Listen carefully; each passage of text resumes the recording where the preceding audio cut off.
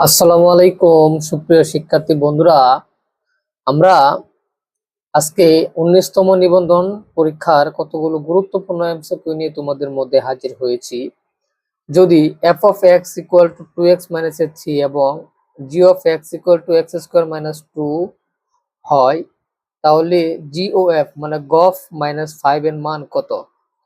দেখুন, এখানে গফ এবং ফক যাই থাকুক না কেন, যদি এফ অফ মাইনাসের 5 থাকে তাহলে প্রথমে এফ অফ মাইনাসের 5 বের করে নেবেন।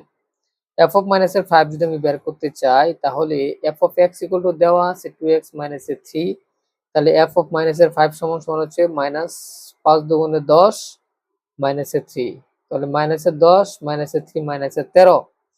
এখন এই মাইনাসের 13 আমি জি অফ এক্স এর মধ্যে বসায় দিতে হবে, কারণ এখানে জি ফাংশন অফ জিটা আছে। এই জন্য আমি কি করব, ফাংশন অফ জি এর মধ্যে এই এফ অফ মাইনাসের 5টা বসাই দিব, তাহলে গফটা বের হয়ে যাবে। তাহলে জি অফ মাইনাসের 3 ইকুয়াল টু মাইনাসের 3 হোল স্কয়ার মাইনাসের 2, এখানে প্লাসের 169 মাইনাসের 2, তার মানে হচ্ছে 167। তার মানে উত্তর হচ্ছে 167, পজিটিভ 167 হচ্ছে আমার অ্যান্সার। আশা করি সবাই বুঝতে পেরেছো। সবাইকে অসংখ্য ধন্যবাদ। আসসালামু আলাইকুম।